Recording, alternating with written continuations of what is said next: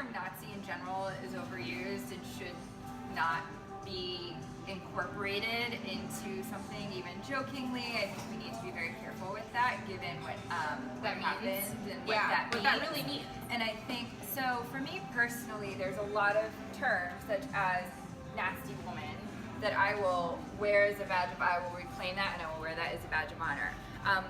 My problem with feminazi is specifically the term Nazi. You can call me a raging feminist, and I'll be like, yes, you can call me a bitch, and I'll be like, bitches get shit done. So my problem is that we as a society use terms like Hitler and Nazi way too much to describe things that we don't particularly understand or like, and all of a sudden this person is Hitler or this person's a something Nazi. Right. So I wouldn't get a shirt. I mean, I'm wearing a feminist as fuck shirt right now.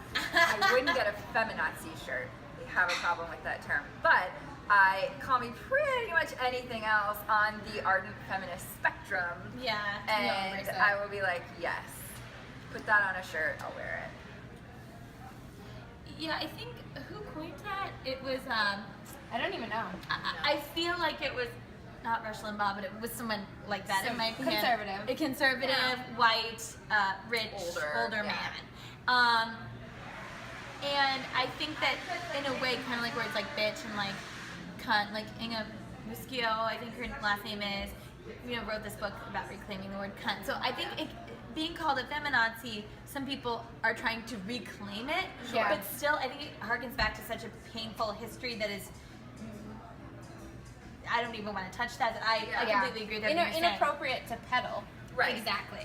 But I don't want to, I wouldn't wear anything. I mean, even if you wanted to call me like a philanthronazi. Yeah, you'd be like, no, because I like charity don't work. do that. I'd be like, no, I think that there's other ways that you can describe this, and whether you approve of it or not, like, let's keep that particular term out of it.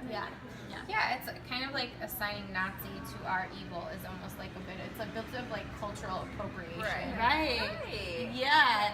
Right? That's a bit disrespectful to the people who actually like experience that, to what that actually meant for that time period. Yeah. Or whose family members went through that. And Germany is very, they own up to what happened, and they're very ashamed of what happened, and they do their best to be open about this happened in our past and we're not proud of it, and they educate their people about it. And so I think for us here to flippantly use that word in any way is offensive. So it doesn't really offend me as a feminist, it just offends me as a human being. Right. I think the other thing that we're seeing is we started with this idea of like the feminists, right? Feminism, and then now we've got a lot of offshoots, negative or not. So like intersectional feminism, which is like taking the white privilege out of feminism, right? We've got these different things, and I guess for me, I never really identify with anything other than just feminism. Because I feel like the more we spread these words out and dissect them and push them into corners, we're dividing a movement that the whole purpose of the movement was to bring it in close to us. So like, I don't need to argue with you whether intersectional feminism or being a feminazi or being a nasty girl or being a feminist is the right thing, because once we start arguing over words, we've lost what we were actually trying to accomplish. Exactly. No, I totally agree, and I think that sort of like talking about like the white privilege and then the educational privilege of feminism, so many kinds of privilege. I think that most feminists, especially in college, I got to engage in these discussions more, and would have friends who would, help me check my own privilege. And I remember being like, oh my God, you're totally right. And I think that most people who identify as feminist are open to that sort of critique.